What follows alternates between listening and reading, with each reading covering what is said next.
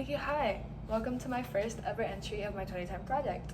So, today we're going to be starting off pretty simple. We're going to be starting off with polvorones.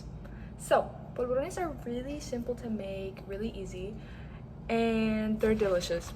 And also they're a classic in Puerto Rican culture, so I felt like it was a good way to start off this project. Also, like, the ingredients are very simple. Okay, we're gonna ignore that. Also, the ingredients are pretty simple, so you can even make them yourself at home if you really want to. And yeah, let me mention, I'm gonna be making them with a kiss on the top, like a chocolate kiss. Usually you'll see them with like sprinkles on the top, but I'm not a sprinkle person, so we're gonna make them with kisses and they're gonna be just as good. But if you want to make them with sprinkles, you can. So yeah, let's get started. Disclaimer, you're gonna be hearing a lot of talking and screaming in the background because like that, because my family's loud, especially my brother. Anyways, next subject. First things first, a recipe. You obviously need a recipe, and I'm gonna be using Cocina Criolla. A lot of Puerto Ricans have this book. This book is my dad's. He has all his little notes in it, but a lot of Puerto Ricans have it. And if you don't have it, it's fine because I'm gonna be sharing the recipe and I'm gonna be teaching you how to make it step by step, so you don't really need it. That being said, here's the book recipe. This book calls them mantecaditos, but it's the same thing. Some people call them mantecaditos, I call them polvorones. But you can call it whatever you want. It's the same thing and it's gonna taste delicious either way. So, ingredients. You need butter.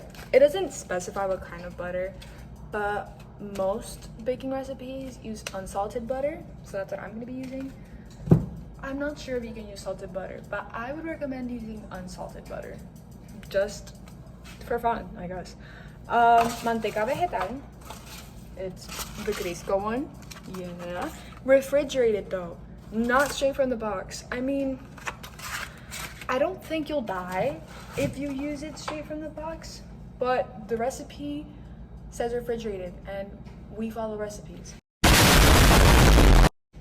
Anyways, next, sugar. Then we need almond extract and all-purpose flour. Also, oh, I spilled it. Okay, oh god. And then finally, your kisses or sprinkles, whatever you want to choose. I chose kisses. So now I'm gonna tie my hair, get my apron on, and wash my hands. Please wash your hands. Just for everyone's sake, just do it. Okay, welcome back. This is my little chef outfit. If you don't have a chef outfit, don't worry. You're not as good as me. However, you're still valid. Anyways, let's get started. Okay, so first things first, you want to preheat your oven to 350 and you want to prepare a baking tray with parchment paper like that. I mean, it doesn't have to be that big.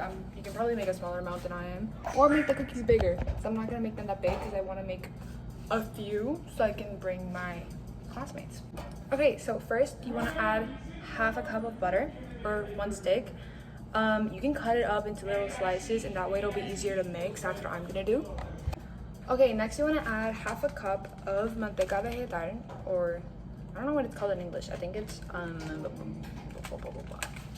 me see, shortening. So half a cup of this, cold. You want it to be cold. If not, you die and just the world explodes. Okay, I forgot to mention this, but now mix it all up until it's all combined. Next, you want to slowly mix in half a cup of sugar.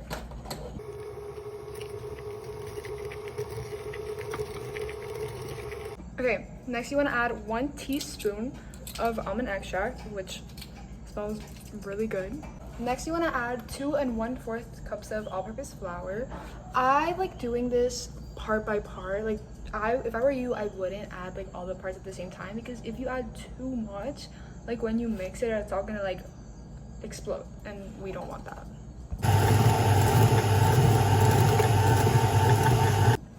Okay, you're gonna slowly see it starting to become like a dough consistency, but make sure not to overmix.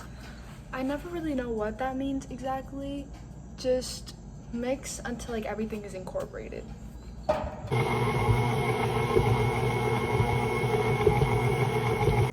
Okay, so now you have that. It's very, very crumbly, so you're gonna have to go in with your hands and mix it, form it into like a dough. Really, really important you wash your hands before doing this, please. But if it's too crumbly, you can add either more butter or manteca. You're probably gonna have to add more because it's like really, really crumbly, and even once you go in with your hands, it's still gonna be like that. But I'm gonna show you what it's supposed to look like once you like go in. And if you're like me and you, one, don't want to get your hands dirty because you don't like how it feels, and two, you're gonna feed this to other people, you can use a glove. That's what I'm doing. And basically just go in and like squish it. I'll show you. As you can see, mine is still pretty crumbly, so I'm gonna go ahead and add more manteca. Okay, so I added more manteca or shortening to mine. I also added a little bit more sugar, just so the manteca doesn't like overpower the taste. Okay, and this is kind of the texture we have now. See how it can actually like hold its own and it's like a dough consistency. And now you have that. We're gonna form it into little balls, and I'm gonna show you what to do with it.